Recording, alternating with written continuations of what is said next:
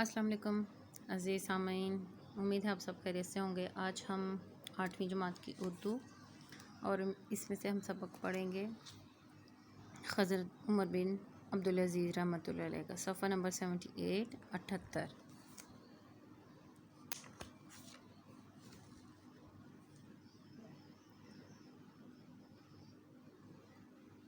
तदरीसी मकासद आप लोगों ने ज़रूर देखने हैं। आपको पता हो कि आप जो पढ़ रही हैं वो क्यों पढ़ रही हैं और इसका क्या मकसद है कि इस्लाम और मुसलमानों की इब्तदाई तारीख़ से वाकिफ़ हो जाएं आप लोग किसी कदर, यानी कि मुकम्मल इस्लामी तारीख़ जानना तो इस लेवल पे तालिब इल्मों के लिए बहुत ज़्यादा मुश्किल बात होगी, लेकिन किसी कदर यानी कि जितना भी हो सके उतना आप लोग को वाकिफ़ होना चाहिए। निज़ाम खिलाफत और खुलाफाए राशिदीन के औसाफ वस्फ़ की जमा, ठीक है, खूबियाँ आपको पता होना चाहिए कि खुलाफाए राशिदीन, इसको खुलफा नहीं कहना, खुलाफा। लास्ट लेक्चर में भी मैंने आपको बताया था कि जो अरबी से ग्रामर में अल्फाज का तलफ़ुज़ है वही हमारा उर्दू में भी होगा। खलीफा की जमा खुलाफा। हज़रत उमर बिन अब्दुल अज़ीज़ की अज़मत और कारनामों से आशना हो जाएं, समझ सके कि इस्लामी खिलाफत की बुनियाद जमहूरियत, मुसावात और अदल व इंसाफ पर है, जो कि हमारे हाँ जो है वो मुश्किल से ही नज़र आती हैं ये चीज़ें। चलें, हज़रत उमर बिन अब्दुल अज़ीज़ की बेमिसाल अखलाकी जुर्रतों से रोशनास हो पाएँ। अब ये देखें, अखलाकी, इन्होंने भी ऊपर ज़बर डाली, ये इखलाकी नहीं कहना, इसको इखलाक लफ्ज़ गलत है, अखलाक होता है।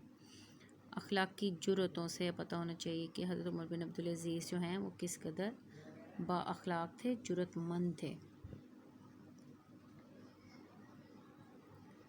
ये ख़ास अल्फाज हैं, इसमें जो अंदर आएंगे तो फिर मैं आपको साथ साथ बताती जाऊंगी इस हवाले से।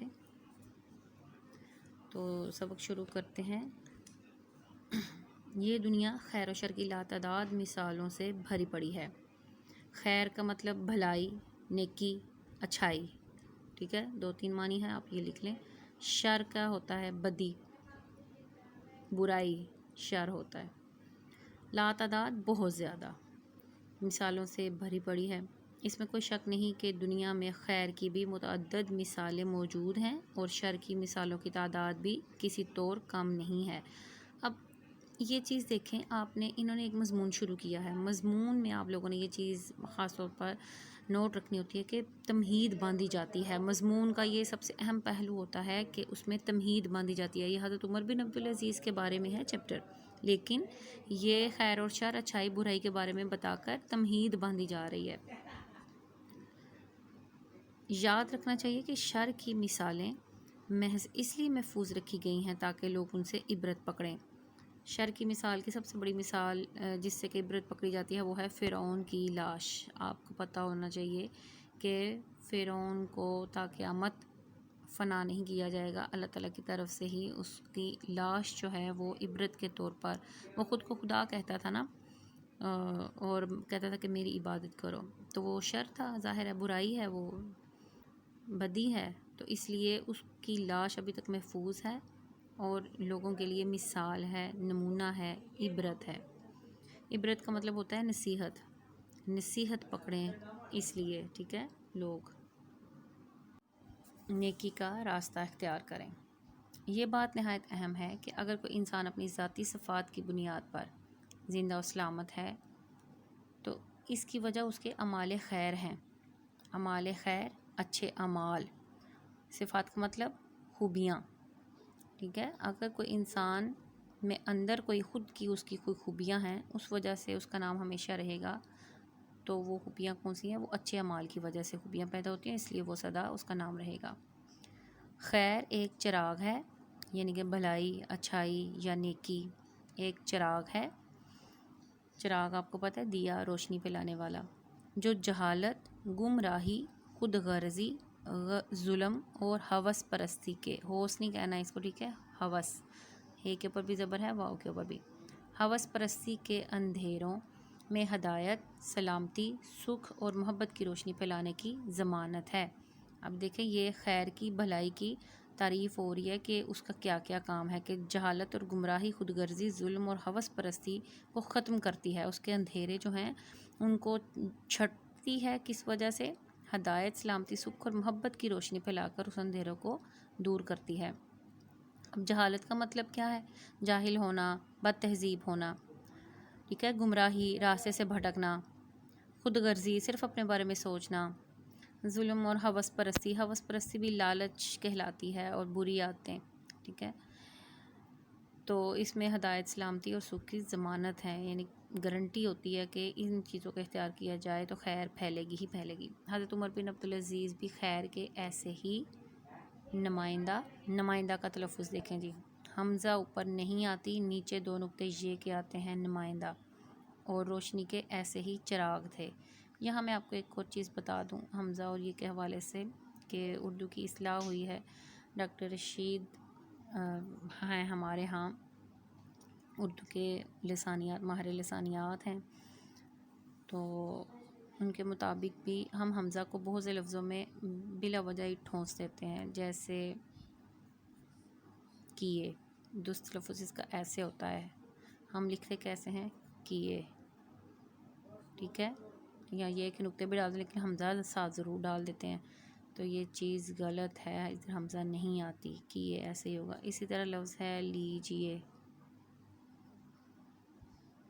ٹھیک ہے، اس میں بھی لام یہ، جیم یہ اور بڑی یہ لیجیے آئے گا، اس کے اوپر بھی حمزہ نہیں آتا، ٹھیک ہے، اس چیز کا خیال رکھیں۔ اسی طرح نمائندہ، اس میں بھی یہ آتا ہے۔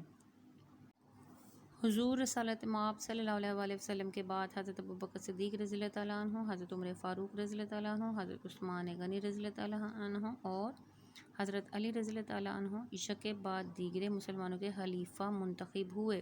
4 خلفاء کا نام ہے، یکے بعد دیگرے، ایک کے بعد دوسرا، فارسی کے الفاظ ہیں، اردو میں بھی عام استعمال ہوتے ہیں، اس کا مطلب ہے ایک کے بعد دوسرا، یک ایک، دیگر دوسرا، مسلمانوں کے خلیفہ۔ ان 4 خلفاء کا دور، خلفاء نہیں، عہد رسالت کے بعد امن، سلامتی، عدل و انصاف اور اسلامی احکامات کے نفاذ کا بہترین دور ہے۔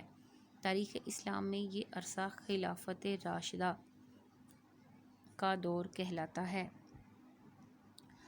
خلافت راشدہ، ہدایت یافتہ خلافت، یعنی کہ جو کہ حضور صلی اللہ علیہ وسلم سے انہوں نے ہدایت حاصل کی تھی، اور یہ اس لیے خلافت راشدہ جو ہے وہ کہلاتا ہے، 4 خلفاء کا جو دور ہے۔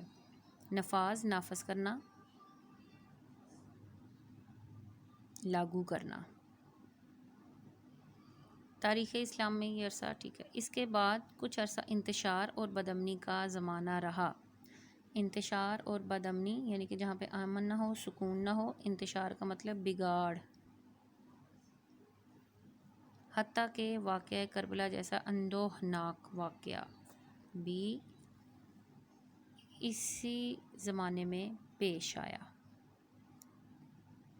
حتیٰ کہ واقعہ کربلا جیسا، ابھی بھی چونکہ محرم ہے اور آپ کو اندازہ ہے اس چیز کا کہ واقعہ کربلا کیا ہے، جب نواسہ رسول اور ان کے خاندان اہل بیت کو کربلا کے مقام پر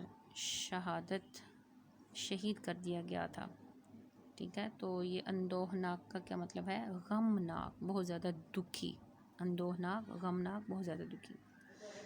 تاہم اسلام کو پھر ایک ایسا متقی انسان خلیفہ راشد کے طور پر میسر آیا کہ جس نے خلافت راشدہ کے دور کی یاد تازہ کر دی۔ 4 خلفاء کا دور رہا، اس کے بعد بدامنی رہی، لیکن پھر ایک شخص آیا، متقی، تقوی والا، پرہیزگار، ٹھیک ہے۔ تو اب یہ حضرت عمر کے بارے میں بتایا جائے گا۔ ایک حضرت عمر فاروق یہ ہیں، اور یہ حضرت عمر بن عبدالعزیز ہیں، جنہوں نے خلافت راشدہ کے دور کی یاد تازہ کر دی، یعنی کہ وہی دور انہوں نے دوبارہ لاگو کیا۔ یہی وجہ ہے کہ ان کے عہد خلافت کو خلافت راشدہ کے دور ہی کی توسیع کہا گیا ہے، ٹھیک ہے۔ توسیع، وسیع ہونا سے بڑھانا، تو جیسے خلافت راشدہ کا دور ہی جو ہے وہ بڑھ کے یہاں تک آ گیا، اور عمدہ حکمرانی کی وجہ سے انہیں حضرت عمر فاروق رضی اللہ تعالیٰ عنہ سے تشبیہ دیتے ہوئے عمر ثانی کا خطاب دیا گیا۔ یہ آپ نے خاص طور پہ چیز یاد رکھنی ہے، عمر ثانی، ثانی کا مطلب ہوتا ہے دوسرا عمر، حضرت عمر بن عبدالعزیز نام بھی چونکہ سیم تھے، کام بھی ان کے ان جیسے ہی تھے، اس لیے انہیں عمر ثانی کہا گیا۔ تشبیہ کیا ہوتا ہے؟ ایک چیز کو دوسری چیز کی مانند قرار دینا تشبیہ ہے۔ یہ آپ علیحدہ سے نوٹ کر لیں یا یہاں پہ ساتھ ہی نوٹ کر لیں کہ تشبیہ کیا ہے۔ کوئی خوبیاں ایک چیز میں ہیں، وہی خوبیاں دوسری کسی چیز میں بھی ہیں، تو پھر ایک کو دوسری کی مانند قرار دیا جاتا ہے، تو یہ تشبیہ کہلاتی ہے۔ مثلاً چاند جو ہے وہ گول ہوتا ہے، خوبصورت ہوتا ہے، روشن ہوتا ہے، چمکدار ہوتا ہے، پیارا لگتا ہے، سفید ہوتا ہے، بہت سی خوبی ہے نا اس کی چاند کی۔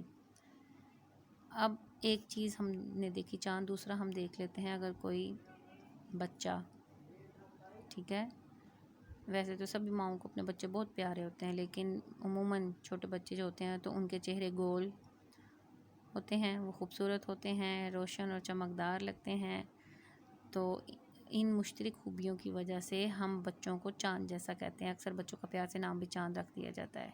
ماں بھی اکثر بلاتی ہے اپنے بچے کو، دیکھو جی میرا چاند، میرا بیٹا چاند کی طرح حسین ہے، ٹھیک ہے، چاند کی طرح کہہ دیا، تو یہ تشبیہ کہلاتی ہے۔ تو حضرت عمر فاروق سے تشبیہ دیتے ہوئے، یعنی کہ حضرت عمر بن عبدالعزیز میں جو خوبیاں تھیں حضرت عمر فاروق میں بھی وہی خوبیاں تھیں، تو اس لیے ان کو ان سے تشبیہ دی گئی۔ یہ ہستی تاریخ اسلام میں حضرت عمر بن عبدالعزیز کے نام سے جانی اور پہچانی جاتی ہے۔ یہاں آ کے ان کا نام بتایا گیا ہے کہ وہ کون ہے جن کے بارے میں ہم بات کر رہے ہیں۔ حضرت عمر بن عبدالعزیز، یہ اب نشانی یاد رکھیں آپ لوگوں کو، اکثر بچوں کو یہ پتہ نہیں چلتا، ایسے ہوتا ہے 1، ایسے ہوتا ہے 2، ایسے ہوتا ہے 3، یہ اردو میں جو گنتی ہوتی ہے نا، اس طرف ان کے رخ آتے ہیں، تو جو اس طرف الٹا شروع ہوگا وہ 6 ہوگا، یہ 681 عیسوی، ٹھیک ہے، 681 بمطابق 61 ہجری جب آپ صلی اللہ علیہ وسلم نے ہجرت کی تھی، اس کے بعد سے جو سال شروع ہوا اس کو ہجری کہا جاتا ہے۔ مدینہ منورہ میں بنو امیہ کے شاہی خاندان میں پیدا ہوئے۔ آپ کی والدہ ماجدہ حضرت عمر فاروق کی پوتی تھیں۔ اب دیکھیں یہ وجہ، ایک تعلق ایسا بھی نکلا ہے کہ حضرت عمر فاروق کی پوتی تھی آپ کی والدہ، تو اس لیے ظاہر ہے آپ کو پتہ کہ 7 پشتوں 7 نسلوں سے جو خوبیاں ہیں وہ آ جاتی ہیں آگے بھی بچوں میں، تو اس لیے حضرت عمر بن عبدالعزیز میں بھی یہ خوبیاں تھیں کیونکہ وہ حضرت عمر فاروق کی پوتی تھی ان کی والدہ۔ آپ یعنی کہ حضرت عمر بن عبدالعزیز خلیفہ عبد الملک بن مروان کے بھتیجے اور داماد تھے۔ آپ نے تقریباً 40 برس کی عمر میں 721 عیسوی بمطابق 101 ہجری میں وفات پائی۔ حضرت عمر بن عبدالعزیز کی بات ہو رہی ہے۔ آپ نے دنیا میں ظاہری طور پر تو بہت مختصر عمر پائی، یہ مختصر کم، مگر اپنے ایمان، سچائی، انصاف پروری، دینداری، رحمدلی اور لازوال اخلاقی جرأتوں کی وجہ سے ابدی زندگی سے نوازے گئے۔ ابدی زندگی، ہمیشہ کی زندگی، آخری دم تک رہنے والی زندگی۔ کس وجہ سے؟ کیونکہ آپ میں ایمان، سچائی، انصاف پروری تھی، ٹھیک ہے، اس لیے آپ کا نام ہمیشہ زندہ رہے گا۔ لازوال اخلاقی، لازوال کا مطلب ایسی چیز جسے زوال نہ آئے، جو کبھی نہ مٹے، جو کبھی نہ ختم ہو۔ آپ کی خدمات اسلامی تاریخ کا سنہرا باب ہیں۔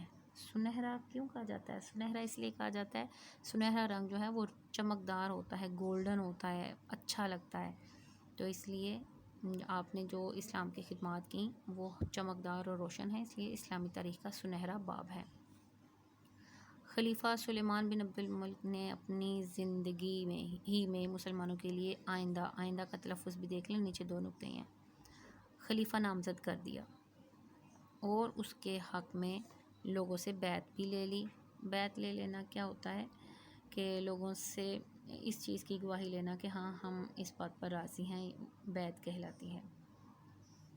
مگر اس کا نام صیغۂ راز میں رکھا گیا، صیغۂ راز یعنی کہ چھپا کے رکھا گیا، کسی کو نہ بتایا گیا۔ سلیمان بن عبد الملک کی وفات کے بعد جب وصیت کھولی گئی تو اس میں حضرت عمر بن عبدالعزیز کا نام درج تھا۔ حضرت عمر بن عبدالعزیز نے اس وصیت پر یہ کہہ کر عمل کرنے سے انکار کر دیا کہ مجھے عام مسلمانوں کی مرضی اور رائے جانے بغیر وصیت کر کے خلیفہ مقرر کیا گیا ہے، جو اسلامی اصولوں کے سراسر خلاف اور ملوکیت کی نشانی ہے۔ ملوکیت کیا ہوتا ہے؟ زبردستی کی حکومت، ٹھیک ہے، جمہوریت کے خلاف ہے۔ جمہوریت کیا ہوتا ہے؟ آپ نے دیکھا ہوگا بڑا مشہور، یہ 2018 میں الیکشن ہوئے ہیں، لوگوں نے اپنا ووٹ استعمال کیا ہے، رائے دی ہے، اور پھر ایک ہمارا وزیر اعظم منتخب ہوا۔ یہ جمہوریت ہوتی ہے، جمہور عوام سے نکلا ہے، یعنی کہ عوامی رائے۔ تو چونکہ انہوں نے وصیت کر کے کہ میرے پاس یہ بنے، تو انہوں نے کہا کہ نہیں، ایسا نہیں ہوگا، اسلامی اصولوں کے خلاف ہے، لوگوں کی رائے سے منتخب ہو جو وہی خلیفہ ہوگا۔ لوگ جسے چاہیں اپنا خلیفہ منتخب کر لیں، تاہم لوگوں نے آپ رحمۃ اللہ علیہ کو اپنا خلیفہ منتخب کر لیا۔ اس موقع پر آپ نے تاریخ ساز خطبہ دیتے ہوئے کہا، اب انہوں نے تو ایک قسم کا انکار کر دیا کہ نہیں بھائی ایسا نہیں چلے گا، یہ زبردستی کی حکومت ہے، تو آپ لوگ خود اپنا خلیفہ منتخب کریں۔ تو لوگوں نے بھی ان کی اتنی ساری تمام خوبیوں کی وجہ سے انہیں کو اپنا خلیفہ منتخب کیا۔